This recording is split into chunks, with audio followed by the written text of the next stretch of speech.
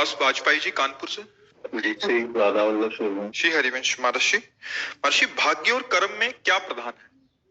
कर्म किया जा रहा है और जो कर्म किए हैं पीछे उससे भाग्य बनता है।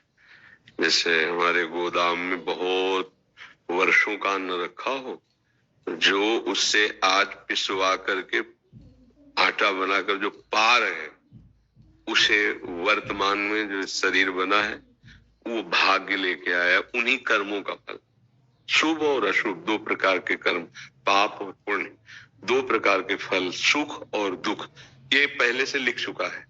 इसे भाग्य कहते हैं। और कर्म अब जो हम कर रहे हैं, तो कर्म से कर्म मिटाए नहीं जा सकते।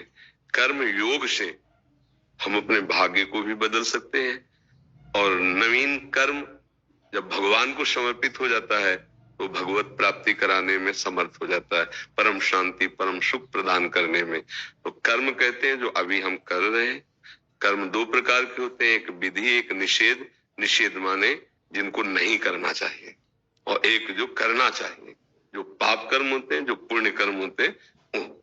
और जो भाग्य होता है, इन दो पीछे जन्मों में जो हमने किए उससे भाग्य का निर्माण होता है इस जन्म का। अब वो उसको भोगना पड़ेगा इस शरीर में। इस शरीर का कि आपको 18 वर्ष में, 20 वर्ष में, 25वें में, 23 में, वो सब लिखा हुआ है। वो समय से आता रहेगा और आपको सुख और दुख देगा। जैसे कोई दुख नहीं चाहता पर आता है ना दुख, क्योंकि पहले से हमारी कमाई है। और हम अगर सुख भी ना चाहे तो जबरदस्ती ऐसे ही आएगा जैसे दुख आता है।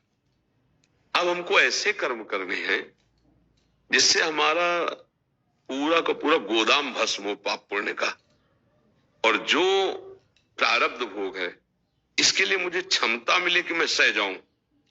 और जो आगे के कर्म हैं वो ऐसे निर्विकार हो कि मुझे बांध ना पावे, दुख न दे पावे। उसी के लिए अध्यात्म है, उसी के लिए भगवत चर्चा होती है। अगर हम प्रत्येक कर्म धर्म शास्त्र युक्त करें और भगवान को अर्पित कर दें और नाम जप करते रहें, सब ठीक हो जाएगा। तो कर्म और भाग्य का मतलब समझे? हाँ, भाग्य का जो पूर्व कर्मों का परिणाम केवल एक शरीर के लिए रचा गया है, वो अवश्य में भोक्तव्यम, भोगना पड़ेगा। चाहे आप संत हो, चाहे आप असंत हो, चाहे आप गृहस्थ हो, चाहे आप विरक्त हो, भोगना पड़ेगा। वो भोगना, बाण निकल गया, वो लगेगा लगेगा। हाँ, इतना जरूर हो सकता है कि उसका वेग कम हो जाए। बचाव पक्ष भी कि आपके कान को छू के निकल गया, गला नहीं कटा, ऐसा हो सकता है। भजन का प्रताप ऐसा कर सकता है, पर वो छुएगा। अगर वो ऐसा नहीं हो सकता कि आपको भोगना ना पड़े। नहीं तो देखो बड़े बड़े संत महात्मा जो भजन के महाधनी रहे, उनको भी कैंसर ये सब बड़े बड़े रोग हुए। तो इसलिए प्रारब्ध भोग जो होता है, प्रारब्ध, वो इसी को कहते हैं नवीन कर्म जो अभी हम कर रहे हैं। नीलेश त्रिपाठी जी। राधा वल्लभ श्री हरिवंश महाराज जी। महाराज जी, अनन्य चिंतन कैसे पैदा होता है? जैसे गुरु जी कहते हैं कि अनन्य चिंतन से भगवत प्राप्ति होती है, इसका तात्पर्य? भगवान भी तो कहते, सब गुरुओं के गुरु, अनन्य चिंतयन्तो माम ये जनाः परिपासते। तो अनन्य तो फिर अन्य, अन्य चिंतन होता है ना, अनन्य चिंतन और अन्य चिंतन। तो अनन्य क्या है? जो प्रभु का सतत चिंतन करते हैं। और अन्य क्या है? शरीर का चिंतन करना, भोगों का चिंतन करना, भगवान से विमुख इंद्रियां जो भटक रही संसार में, वो चिंतन के कारण भटक रही। इन सबको समेटना है। तो पहले चिंतन नहीं समेटता, ध्यान रखना। अगर पकड़ पाओ तो पकड़ पाओ, नहीं तो शब्द ही निकलते जा रहे हैं, देख लो। अनन्य चिंतन प्रारंभ में नहीं होता। प्रारंभ में नाम जपने का प्रयास किया जाता है, चिंतन विषयों का होता है।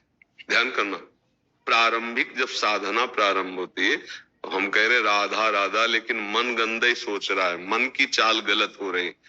अब जब ये हम वर्षों साधना करेंगे संत के आश्रित होकर, शास्त्र के आश्रित होकर, तो ये साधना धीरे धीरे अंदर की वासना को मिटाएगी।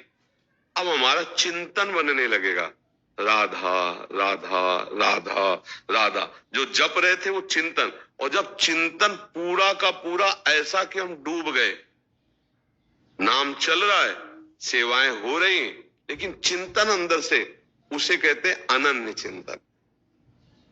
भगवान कहते हैं मच्चित्ता मदगत प्राणा बोधयन्तः परस्परम, मेरे को चित्त अर्पित कर दो, चित्त चिंतन, मेरे को प्राण अर्पित कर दो, एक एक श्वास राधा राधा, कृष्ण कृष्ण, राम हरि, जो नाम प्रिय हो, पहले नाम में लगो, नाम तुम्हारा चिंतन प्रभु के चरणों में समर्पित कर देगा।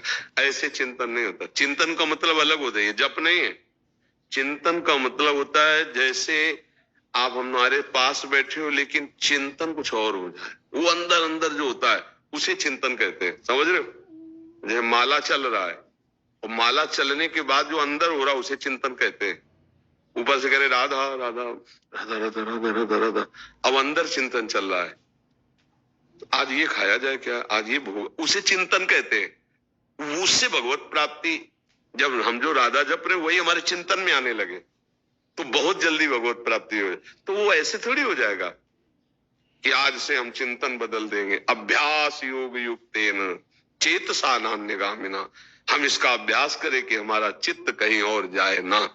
इसके लिए जैसे हम राधा राधा राधा राधा जपना शुरू, अब हमारा मन जा रहा है तो जहां जहां से जाए वहां से हटा हटा करके राधा राधा राधा राधा राधा, या जहां जा रहा है वहां विचार कर रहे हैं कि भगवान ही सब रूपों में बने हुए हैं। बार बार बार बार मन को अपने लक्ष्य में लगाने से फिर ये अभ्यास परिपक्व हो जाता है, फिर उसका चिंतन बन जाता है। चिंतन के लिए बताया गोस्वामी जी ने कि कामी नारी प्यारी जिम और लोभी जिम प्रिय दाम, तिम रघुनाथ निरंतर प्रिय लागो मोहि राम। जैसे कामी पुरुष है तो वो कोई मुहाला थोड़ी देता है, ऐसे ध्यान थोड़ी धरता है कामिनी का, उसके चिंतन में चलता रहता है। अंदर अंदर जो चल रहे, जिसे स्मृति कहते हैं, जिसे याद कहते हैं, स्वाभाविक चलता है। हे राम जी, गोस्वामी जी कह रहे, हे राम जी मुझे आप ऐसे प्यारे लगो जैसे कामी को चिंतन कामिनी का होता है, लोभी का चिंतन धन का होता है, ऐसे आपका चिंतन। चिंतन एक अलग विषय है, वो किसी क्रिया से संबंध नहीं रखता, वो अंदर का है। क्रिया हम फावड़ा चला रहे हैं, चिंतन अलग होता रहता है। देखना, क्रियाएं गाड़ी चला रहे हो, चिंतन कुछ अलग होता रहता है। अगर वो चिंतन प्रभु का होने लगे और क्रियाएं ये संसारिक हो रहे तो भगवत प्राप्ति निश्चित है। अभी क्रियाएं भागवतिक हो जाए, आरती कर रहे हैं पर चिंतन कुछ और चल रहा है, भगवान को भोग लगा रहे हैं पर चिंतन कुछ और चल रहा है। ये चिंतन समझ जाए तो भगवत प्राप्ति निश्चित है। अनन्य चिंतन, तुम अन्य चिंतन ना होने पाए, न किसी वस्तु का, न किसी व्यक्ति का, न किसी स्थान का। अब कितना कठिन है आप स्वयं देख लीजिए, चिंतन करना कितना कठिन है। इसीलिए यहां जीव से शुरू करो, ये प्रारंभिक द्वार है। राधा राधा राधा राधा राधा राधा राधा, अब ये सब संभाल दे। गोस्वामी जी के राम नाम मणि दीप धर जी देहरी द्वार, तुलसी भीतर बाहरो जो चाह सुजियार। हृदय में भी और बाहर संसार में भी सब सुखों की प्राप्ति हो जाएगी यदि जीव पे नाम विराजमान कर लो। ये महामणि है। हम राधा राधा राधा राधा राधा राधा पहले इस पे अब लगे तो फिर हमारा चिंतन धीरे धीरे, जैसे जैसे हृदय पवित्र होता है तो भगवान का चिंतन करने लगता है। अपवित्र हृदय भोगों का चिंतन, अभी अपवित्र हृदय है, इसलिए आप लाख कोशिश करो, चिंतन भोगों का ही होगा। आप देख लेना, मना खष्टान इंद्रियाणी प्रकृति स्थान कर सती, भोगों में ही जाएंगे। तभी साधक परेशान हो जाता है कि यार वर्षों से नाम जप कर रहे हैं, हमारा मन गंदा ही सोचता रहता है, क्योंकि उसमें गंदगी बहुत समय की भरी है।